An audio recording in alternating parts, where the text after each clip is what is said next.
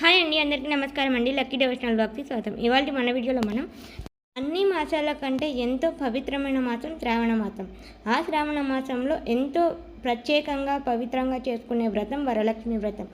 మరి వరలక్ష్మి వ్రతం చేసుకోవాలంటే ₹1000 ఖర్చు చేయాల్సిందేనా సందేహం అందరికీ వస్తుందండి.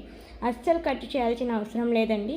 మనస్ఫూర్తిగా అమ్మవారిని పూజించాలనే భక్తి ఉంటే మన ఇంట్లో ఉన్న వస్తువులతోనే ఎంతో అందంగా వరలక్ష్మి వ్రతం చేసుకోవచ్చు.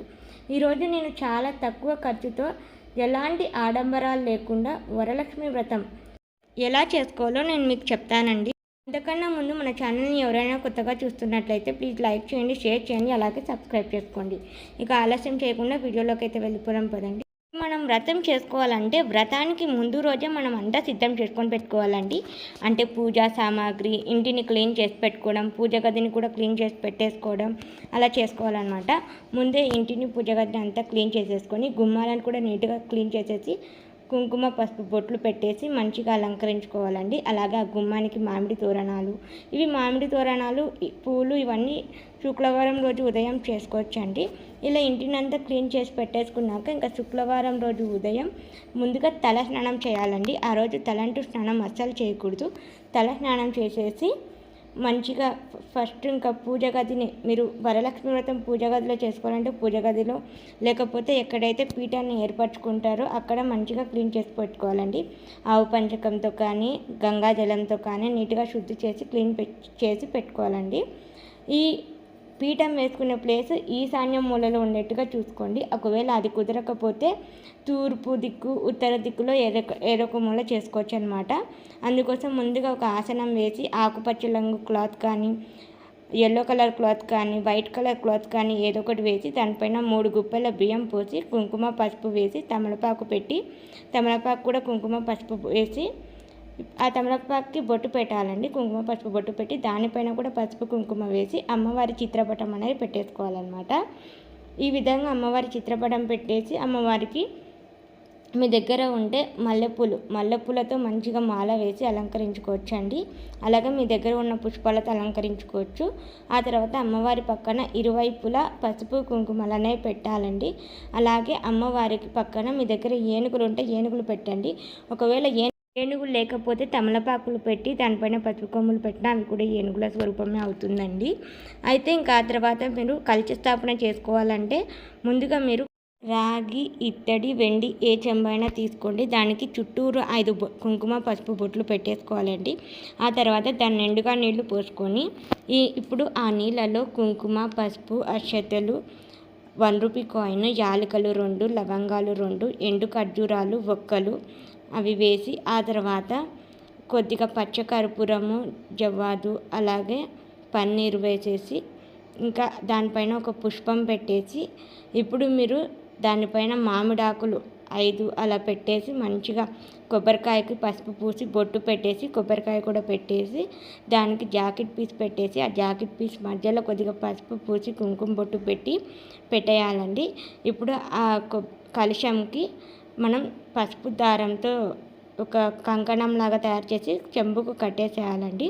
ఆ తర్వాత పూలు పెట్టి గాజులు వేసి మీ దగ్గర ఉన్న జ్యువెలరీ వేసి లక్ష్మీ కాసు ఉంటే లక్ష్మీ కాసు కూడా వేసి అలంకరించుకొని పెట్టేసుకోవాలండి. ఇప్పుడు ఆ కలశం చెంబుని ఒక అరిటాకు మీద పెట్టేసి దానిపైన 5 గుప్పెలు కానీ 3 గుప్పెలు కానీ బియ్యం పోసి పసుపు కుంకుమ వేసి కలశ స్థాపన అనేది చేసుకోవాలి.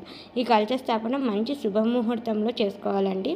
ముఖ్యంగా తెల్లవారుజామునే చేసుకోవడానికి ట్రై చేయండి. ఆ తర్వాత మీరు నైవేద్యాలు చేసుకొని పూజ అనేది చేసుకోవచ్చు అనమాట. ఇక పూజకు అన్నీ సిద్ధంగా ఉన్నాయో లేవో అని 1-10 సార్లు చెక్ చేసుకొని ఇప్పుడు వినాయకుడిని పూజ అనేది చేసుకోవాలండి. వినాయక స్వామిని కూర్చోబెట్టేసి స్వామివారికి పుష్పాలతో అలంకరించేసి ధూపం చూపించి అక్షతలు వేసి నమస్కారం చేసుకొని వస్త్రం సమర్పించాలండి. ఆ తర్వాత వినాయక స్వామిని పుష్పాలతో కానీ అక్షతలతో కానీ వినాయక స్వామి స్తోత్రాలు చదువుకుంటూ అర్చన అనేది చేసుకోవాలండి. స్తోత్రాలు చదవడం రాకపోతే మీరు ఓం గణపతే నమః అనే మంత్రాన్ని చదువుకుంటూ అయినా స్వామివారికి అర్చన చేసేసుకొని స్వామివారికి బెల్లం ముక్కను నైవేద్యంగా సమర్పించేసి హారతి ఇచ్చి ధూపం చూపించేసి స్వామివారి పీఠాన్ని కదపాలండి. ఆ తర్వాత అమ్మవారికి ఆహ్వానం పలకాలండి.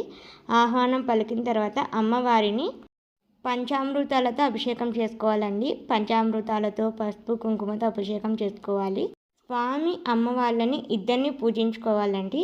ఈ విధంగా అభిషేకం చేసుకున్నాక వారిని చక్కగా అలంకరించేసుకొని అభిషేకం తర్వాత వారికి ఒకసారి ధూపం హారతి చూపించేసి ఆ తర్వాత చక్కగా అలంకరించేసుకొని మన స్థానాలలో కూర్చోబెట్టేసేయాలండి.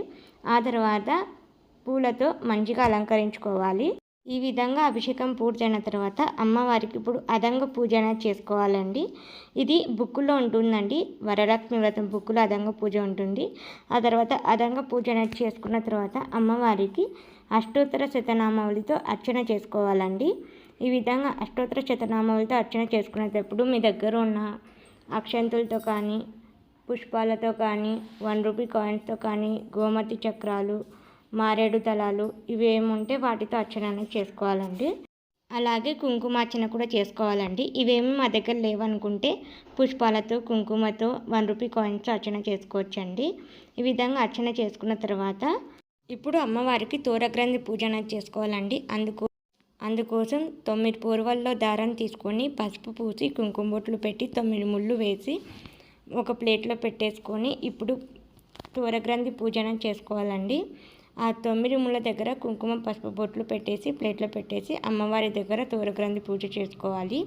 ఇలా తోరగ్రంథి పూజ అనేది కంప్లీట్ అయిన తర్వాత ఆ తోరణం అనేది అమ్మవారి వాయనంలో పెట్టేసి అమ్మవారికి వాయనం అనేది ఇవ్వాలండి. అమ్మవారికి ఇచ్చే వాయనంలో చీర పెట్టాలనుకుంటే చీరతో పాటు ఒక జాకెట్ పీస్ కూడా పెట్టాలండి. లేకపోతే 2 జాకెట్ పీట్లు పెట్టేసి 2 తమలపాకులు, బొక్కలు, 2 పండ్లు, పసుపు కుంకుమ ప్యాకెట్, కాటుక డబ్బి, అత్తరు, అలాగే ఆ తర్వాత శనగలు ఈ విధంగా ఇవ్వాలండి. అమ్మవారికి పారాన్ని కూడా ఇవ్వాలి. ఇవన్నీ మేము ఇవ్వలేమనుకుంటే ఒక జాకెట్ పీస్ పెట్టేసి ఆ తమలపాకులు, ఆకు ఒక్కలు, పసుపు కుంకుమ ఇవన్నీ ఎండు ఖర్జూరాలు ఇవి పెట్టేసి ఇవ్వచ్చండి. గాజులు, పూలు పెట్టేసి కంపల్సరీగా శనగలు మాత్రం వాయనంలో ఇవ్వాలండి, గుర్తుపెట్టుకోండి. ఈ విధంగా అమ్మవారికి ఇచ్చినమ్మ వాయనం, పుచ్చుకుంటున్నమ్మ వాయనం అని చెప్పేసి 3 సార్లు అని చెప్పేసి అమ్మవారికి నైవేద్యం అనేది సమర్పించాలండి. నైవేద్యం మీ శక్తి కొలది ఎన్నైనా చేసుకోవచ్చు, 3 కానీ 5 కానీ అలా ఎన్నైనా నైవేద్యాలు అనేవి చేసుకోవచ్చండి. ఆ తర్వాత ఈ విధంగా వాయనం ఇచ్చేసిన తర్వాత కొబ్బరికాయ కొట్టేయాలండి. కొబ్బరికాయ కొట్టేసిన తర్వాత హారతి ఇవ్వాలి. హారతి ఇచ్చేసి ధూపం కూడా ఇవ్వాలండి. హారతిలో మీరు పచ్చకర్పూరంతో కానీ ఆవు నెయ్యితో కానీ హారతి ఇవ్వచ్చండి. ఈ విధంగా హారతి ఇచ్చేసిన తర్వాత అమ్మవారికి నమస్కారం చేసేసుకొని మీ కోరిక చెప్పేసుకొని ఇప్పుడు కొన్ని అక్షతలు, పుష్పాలు చేతిలో పట్టేసుకొని వరలక్ష్మి వ్రత కథాన్ని చదువుకోవాలండి. ఈ విధంగా చదువుకుంటే ఆ అక్షతలు తర్వాత అమ్మవారి పైన కొన్ని వేసి మీ తలపైన కొన్ని వేసుకుంటే వరలక్ష్మి వ్రతం కంప్లీట్ అవుతుందండి. ఈ వరలక్ష్మి వ్రతంలో మనం అష్టోత్తరాలు చదువుకునేటప్పుడే వీటితో పాటు కనకదార స్తోత్రం, లక్ష్మీ సహస్రనామ స్తోత్రం, లక్ష్మీ స్తోత్రం చదివితే చాలా మంచిదండి. అమ్మవారు ప్రసన్నురాలు అవుతారు. ఖచ్చితంగా వీటితో పాటు అవి కూడా చదవండి. ఇంకా ఆ తర్వాత ఈరోజు ఆవు నెయ్యితో దీపారాధన చేయడానికి కంపల్సరిగా ప్రయత్నించండి. ఈ విధంగా వరలక్ష్మి వ్రతం అనేది చేసుకోవాలండి. ఇలా వ్రతం అనేది కంప్లీట్ చేసుకున్న తర్వాత కనీసం ఒక ముత్తైదు కన్నా వాయనం ఇచ్చి మీరు భోజనం చేయాలండి. అంతవరకు భోజనం అనేది చేయకూడదు. ఒక ముత్తైదు కన్నా వాయనం ఇచ్చిన తర్వాతే మీరు భోజనం అనేది చేయాలి. ఈ వాయనం కూడా సాయంత్రం 5 గంటల లోపలనే వాయనం ఇవ్వడానికి ప్రయత్నించండి ముత్తైదువులకి. సాయంత్రం 5 తర్వాత అంటే చీకటి పడిన తర్వాత ముత్తైదువులకి వాయనం ఇవ్వకూడదండి. ఇప్పుడు ముత్తైదువులకి వాయనం ఎలా ఇవ్వాలో చూద్దామండి. ముందుగా 2 జాకెట్ పీసులు తీసుకొని, తమలపాకులు 2 తీసుకొని, 2 ఎండు ఖర్జూరాలు, 2 పసుపు కొమ్ములు, గాజులు, పసుపు కుంకుమ, పూలు, పండ్లు తీసుకొని ఇవ్వాలండి. అలాగే శనగలు కూడా కంపల్సరీ ఇవ్వాలండి. అలాగే ఒక ముత్తైదు కన్నా మనం తోరగ్రంథి పూజలో 3 తోరాలు పెట్టాం కదండి, అందులో ఒకటి మీరు కట్టుకోవాలి, ఒకటి అమ్మవారికి, ఒక ముత్తైదు కన్నా ఒక తోరం అనేది ఇవ్వాలి. ఈ విధంగా వరలక్ష్మి వ్రతంలో ముత్తైదులకి వాయనం అనేది ఇవ్వాలి. ఇలా ఇవ్వలేమనుకుంటే 2 తమలపాకులు పెట్టేసి పసుపు కొమ్ములు, పసుపు కుంకుమ, పూలు, శనగలు, అలాగే గాజులు పెట్టేసి, పండ్లు పెట్టేసి, బొక్కలు పెట్టేసి వారికి వాయనం అనేది ఇవ్వచ్చండి. ఇలా వరలక్ష్మి వ్రతంలో ముత్తైదులకు వాయనం అనేది ఇవ్వాలండి. వాయనం ఇచ్చేసిన తర్వాత మళ్ళీ అదే రోజు సాయంత్రం మీరు స్నానం చేసి మళ్ళీ పూజ చేయాలండి. అమ్మవారికి పూజ చేసి అలాగే మీరు అమ్మవారికి వాయనం పెట్టిన చీరను మీరు ఆ రోజు కట్టుకోవాలంటే కట్టుకోవచ్చు, లేదంటే శ్రావణ మాసంలో వచ్చే ఇతర శుక్రవారాలైనా కట్టుకోవచ్చండి. అలాగా ఆ తర్వాత ఈ విధంగా అమ్మవారికి పూజ చేసిన తర్వాత ఇంకా మీ ఇంటికి ఎవరు రారు అని అనుకుంటే అమ్మవారికి ఎర్రనీళ్ళతో దిష్టి తీసి మీ ఇంటి బయట 2 దిక్కులకి అటువైపు ఇటువైపు ఆ ఎర్రనీళ్ళు అనేవి పోసేయాలండి. ఇలా ఫ్రైడే పూజ కంప్లీట్ అయిపోయిన తర్వాత సాటర్డే రోజు మార్నింగ్ అమ్మవారికి పూజ చేసి కొబ్బరికాయ కొట్టేసి ఉప్పు లేకుండా పెరుగన్నంని నైవేద్యంగా పెట్టి ఆ తర్వాత మీరు అమ్మవారిని కలపాలండి. దీపాలు కొండెక్కిన తర్వాత అమ్మవారిని కలపాలి.